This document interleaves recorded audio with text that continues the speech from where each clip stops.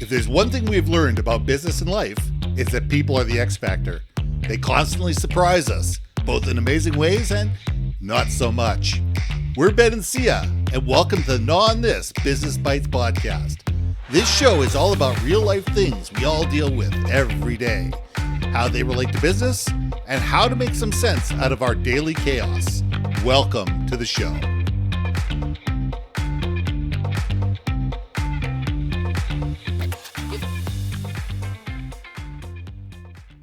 And welcome back to another episode of Gnaw on This Business Bites. I'm Ben, and this is Syya. And this week, we're going to talk about rituals that build resilience. Now, it could be anything. It could be, your 5-mile run every morning that builds up your cardio, or it could be your coffee. There you go. We all have rituals within our lives, either ones that we realize or things that we don't realize, that make our lives more palatable. I mean, I look at the most quintessential one with Sheldon knocking 3 times before he goes in the door. It's for him, there's some type of psychological, release valve when he knocks 3 times. And, it became a comedic thing, but we all have those little things. Some people tap on their table. Some people, people look, says, yeah, the wooden plates here, the steel plates here. We all have these little rituals in our lives that we have that give us comfort and give it, make us have a sense of purpose, or are part of our own validity. So, see, let's gnaw on this. I mean, my friend, some would argue these wonderful idiosyncrasies of habits that we've developed could be called compulsions. Yes. Which I think it was interesting that you mentioned the Big Bang Theory with Sheldon. It wasn't a compulsion per se. Yes, he kind of they bounce in their little lore, they bounce Yeah. back and forth. And it comes to find out is because, he His allegedly walked father. in on Yeah, his he parents. walked on to his father. Exactly. But that would be the source. But when Penny did it 3 times, he said it's oddly. What do you say? It makes you. It feels oddly good, doesn't it, or something like that, right? Exactly. Or oddly satisfying. And Satisfying. and I think there's something about consistency. I think, and consistency breeds comfort. When you Hmm. have developed habits, they become non-intentional. They just become part of your thing. So I see where when you said running in the morning is that, thing that you do consistently that makes you feel better. Now, granted, that's all, you know, serotonin Endorphins. and all that stuff Yeah. too. Me on the other side is it raises a bunch of kvetching, as you know, because it hurts and it hurts and it Yeah. hurts. But that being said, I do love the idea of having those habits developed in a way that, for my kind of like brain functioning, those types of consistent habits keeps me in check. Because if Yes. I didn't, like, let's say, for example, and it's so funny, I just finished off a conference I've been working on for months now that it's done, my checklist was already like built around that conference and my other clients. Now that that conference has the immediacy of all the things that needed, it's new, different immediate stuff, but it's not the same kind of pressure. I find myself, though I have my checklist, I feel a little lost because it wasn't Hmm. the same stuff. It's different stuff now, right? And if I didn't have that checklist that I am not disciplined with, full disclosure, I'm trying like the Dickens every day. Hmm. When I do it, I do feel better. Yes. You know what I mean? And I think there's something to be said. People meditate the first thing in the morning. People write their journal first thing in the morning. Let me ask you, do you have a habit that you have that has worked for you? And do you have one that didn't work for you that you wish would work for you? I wake up every single morning, read through my LinkedIn posts, look for things that I can comment on and comment on them every single morning. And then, before breakfast, I have probably written 4 to 5 thousand words. Whew, Like you're a writer. I'm a Okay. writer. I'm a writer, and I might be a little high, but not by much.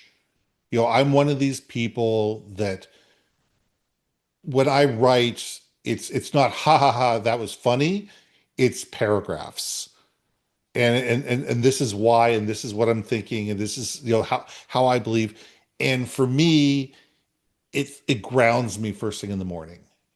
It grounds Wow. me first thing in the morning as I sit there and say, okay, I've gotten my thoughts out to the universe. And it's not as much my post. I'm not so much about worried about my post. I'm more worried about making sure that I connect with probably about a dozen and a half people on a regular basis. And they may not all get the same level of quote every single day, but I'll sit there and I'll read all their posts and I'll sit there and say, all right, where can I add value? How can I add value? How can I elevate this conversation? And I'll write something.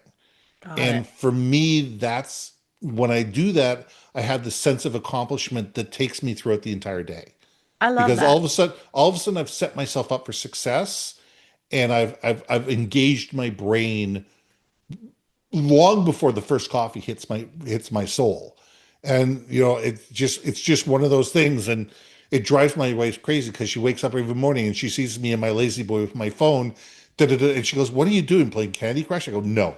And you have to explain to her, this is why I do it. She says, "Well, why don't you do it on your computer?" Going, because if I'm upstairs, I bang really hard on the keyboard and I'll wake you up because I'm a 6 a.m. riser where she doesn't get up till 7.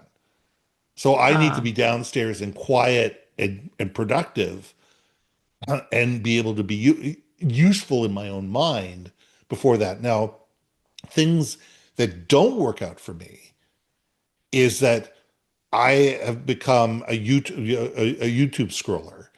And after about 5 minutes of YouTube scrolling, I sit there and say, okay, put it down, Ben. You're wasting your time. You're not being productive. You're sucking time out of your soul, and you got to get out of this. And it's not like I won't come back to it 2 3 hours later and do it again, but I try to limit myself. yeah. To it's that's my break. That's my release point. That's my thing. But I also feel that it at times it's rotting my brain. I know. I understand. I get it. And so there's the good and there's the bad in terms of two things that I do on a very regular basis. And one makes me feel productive and one makes me feel like I'm wasting my time and I gotta stop that and stop it now. You know, though, I think, and I understand your guilt. It's like a guilt thing, okay? And I'm It not is a saying you feel guilt. It's guilty, absolutely a guilt thing. but it's like it's guilt against being a productive person. But Hmm. but I'm gonna challenge everyone, and this is coming from a phone addict, okay? But that being said, in defense of that doom scrolling moment in your life, as long as Yes. it doesn't overtake your life, I think as long as you understand the intention behind the doom scrolling, if it's something where like you just gotta go brain numb, let go. I don't want to think about nothing, like because your brain has to, otherwise or to go take a nap would be the equivalent, right? But Yeah. you're not nappy, you're not in the mood for I'm a not a nap. nappy guy. Yes. Yeah. So, oh, you're not. Oh No, no. man. I mean, like sometimes you just have to turn your brain off and whatever it is. So I think there are times when the doom scrolling is okay as long as you're doing it with the intention of understanding why you're doing the doom scrolling. Because I can see Hmm. where doom scrolling can become escapism, right? Yes. But not in the best way. When I said take a break and escape, this is like I'm escaping life permanently. You can just, vacation escape. That's nothing Yes. wrong with vacation escape. It's the ones that are like, you know, they're ranked top 1% of Candy Crush, not me. I'm top 2. Don't worry about it, peoples. I'm joking. I don't even know if there's a ranking. But I'm that being sure there said, is. it but I can see where that can become a habit as well. So, Yes. like for me, like without being too gross or TMI, like I mean, okay, as a Gen Xer, raise your hand, everyone, because I think this is funny. How many of you were in the, loo and you're like sitting there and you're like, I need something to read. So you just like grab like the shampoo, you grab like Absolutely. Kleenex box and you're reading the boxes and stuff like that.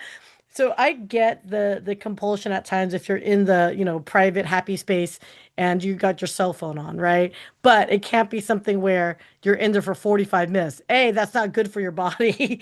But B, yeah, I could see where, again, why are you doing it? Most likely it's not the healthiest reasons. You're escaping something. And not, like I Right. said, not for the moment. It's okay for the moment because you're doing your bit in it. It's the ones that are like already flushed and done and they're still sitting there. I know it's being a little gross, but I thought that was a funny. You know what? I think it's a good thing to think about because you're right. I mean, it's we all have these idiosyncrasy habits that enable us to do whatever we need to do. But you look at this, say, if you just look at it from, that alien coming down from Venus, looking at you going, why the blank are they doing this? But for you individually, it's a comfort thing. It's a distraction thing. It's a ritual thing. It's whatever it is. But it's sitting there going, I can't do X unless I do Y. It's like when I go for a walk, I listen to podcasts. Like I can't just, very rarely. Sometimes I will just go out for a walk and just go for a walk. But 95% of the time, if I'm going for a walk, I'm listening to podcasts. And it's not, it usually has something to do with either business or communications or change management or, or go to market. It's not fluff stuff. Yeah, It's stuff that actually, what's it's wrong with stuff, you, man? I know I'm strange, but, but for me, that's the time that that's my time by myself that I get to indulge in the stuff that I really truly enjoy doing. And what I do is it's the stuff that makes me think. It's stuff that makes me think, and that's where other people just want to totally you know disembowel themselves from reality. I sit there and say, okay, now is my time to learn. I have quiet time where I'm not expected to do anything else. Now I can learn the stuff that I really want to learn. So it's funny. I make fun of you on that, but at the same time, I too am guilty of when I am not doom scrolling, but I would say doom YouTubing. Like I just have Hmm. YouTube playing in the background and different videos and whatnot. I have I've always been a history person, and so I probably know the history of the kings and queens of United Kingdom way more than the average probably UK citizen. But it's just always those like weird things that capture your brain of interest, right? And that's okay because if it entertains you and you also get enlightened at the same time or you get some message. My fellow conspiracy theory people, what's up? Yeah, I think if you develop those habits that maybe help you improve who you are and what you are, so if whatever content you're listening to, for example, in podcasts, helps you be a better person, for in your case, communication and all that good stuff, I mean, I think it's absolutely wonderful. I think in a way, I think what we're talking about is really we're gonna have a habit we're gonna pick up. Why Right. not make one that's good for you? Positive, something that's positive. Positive, right? Like, look, despite popular opinion, everyone, you can't just be like going to every concert every day without maybe potentially going deaf in the process, right? I'm just saying. I'm just saying. But that being said, though, too, though, if music is where your heart and soul is, then freaking ride that happy wave of listening to music, right? Like, Absolutely. you can't besmirch people that this is them, that's, and you know what? Maybe that would make the world a better place if everyone found their happy place and then in that point in time, then we interact with each other because then we're all naturally high and happy. Naturally high being key word here, people. Not That's the other right. happy happy, which Not is not also a that natural not that substance. Colorado high. Well, it is a natural substance. That's all I'm going to It's articulate and true. be, if we're going to be like persnickety on things. But that being said, internally regulated a happy high. How about that? I totally appreciate it. And I think, as we land this plane, if we take a look at things and say, okay, are the habits that we have detrimental to us, or do they help us enable us to find our better angels? Yes. If we have habits that enable us to find our better angels and become better versions of ourselves, all right, it may be weird, it may be persnickety, whatever, but if it enables you to be a better version of yourself, what's wrong with that? And Exactly. but if we have habits and they are destructive either to ourselves or destructive to other people, maybe we need to take a look at those and sit there and says, is that the best use of our time and the best use of our abilities? Ah, I love that. So shall we cap it there? Yeah, I think we're gonna have to land this plane because you're getting me excited about some other. Man, I love I, our conversations I love our it because conversations. it feeds one topic, and then we're like, "Whoa, here's another topic we can talk about." Right? Perfect. So So let's leave it there. I'm Ben, I'm Sia. and we'll see you soon. Hey, hey, hey! Thanks for listening to another episode of Not on This Business Bites. If you liked what you heard, we most humbly ask that you like, share, and hit that subscribe button. And if you want to communicate more effectively within your organization, contact Ben at yourbrandmarketing.com or me at brilliantbeammedia.com. We can help you build your community, brand awareness, and personality through digital content and podcasting. We cannot wait to hear from you. So see you next week for another episode of Not on This Business Bites.